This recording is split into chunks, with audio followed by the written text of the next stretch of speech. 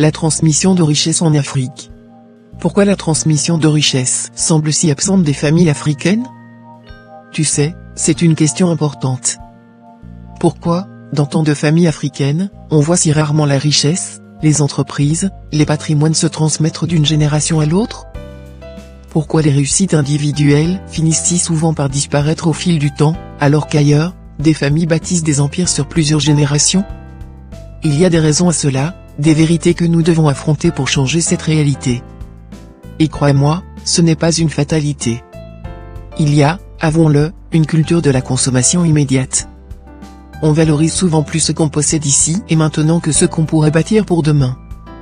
Quand quelqu'un réussit, la pression sociale pousse à dépenser pour montrer son succès, acheter des voitures, organiser des fêtes grandioses, construire des maisons luxueuses. Mais combien investissent vraiment dans des actifs qui peuvent durer ou se multiplier sur plusieurs générations? Ailleurs, dans certaines cultures, la réussite ne se mesure pas uniquement à ce qu'on montre. Elle se mesure à ce qu'on laisse en héritage, des entreprises, des propriétés, des savoir-faire. La vraie richesse, ce n'est pas ce que tu dépenses aujourd'hui, c'est ce que tu transmets demain. La vision à long terme manque. Dans beaucoup de familles africaines, on travaille pour survivre et, au mieux, pour réussir individuellement.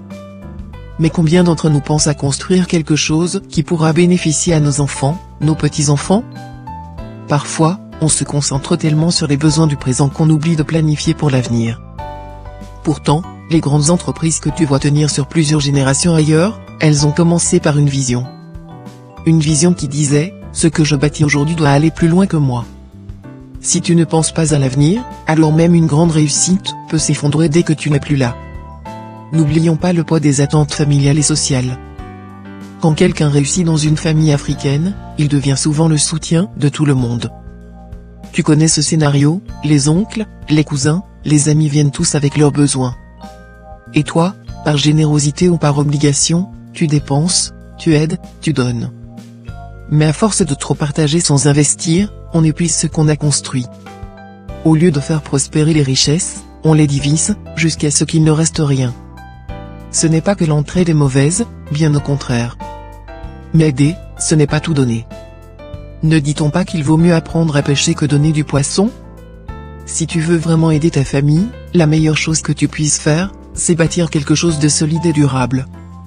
La cerise sur le gâteau, c'est les conflits familiaux autour de l'héritage.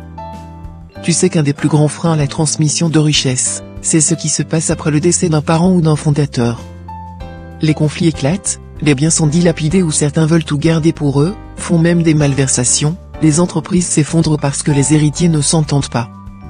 Ailleurs, les familles préparent la transmission. Elles établissent des règles claires, forment les enfants à gérer le patrimoine, et veillent à ce que tout soit en ordre. Chez nous, ce travail de préparation est souvent négligé, il est même inexistant pour beaucoup. Résultat, au lieu de faire prospérer l'héritage, on le détruit. Tout est une question de mentalité et d'éducation financière. La vérité, c'est qu'on ne nous a pas appris à penser comme des bâtisseurs. Dans beaucoup de familles africaines, on valorise l'éducation formelle, école, diplôme, mais pas l'éducation financière. On ne parle pas d'investissement, de gestion d'entreprise, de transmission de patrimoine. Si toi-même, tu n'as pas appris comment gérer et faire fructifier tes ressources, comment veux-tu transmettre ce savoir à tes enfants? Et s'ils ne savent pas, tout ce que tu as construit sera perdu. Alors, que faire? Si tu veux changer cette réalité, il faut commencer par toi. Pense à long terme. Ne travaille pas seulement pour toi. Bâtis quelque chose qui pourra durer après toi. Une entreprise, des investissements, des biens qui auront de la valeur demain. Prépare ta famille. Éduque tes enfants à la gestion financière. Apprends-leur à travailler ensemble, à protéger ce que tu leur laisseras. Mets des règles claires en place pour éviter les conflits après toi.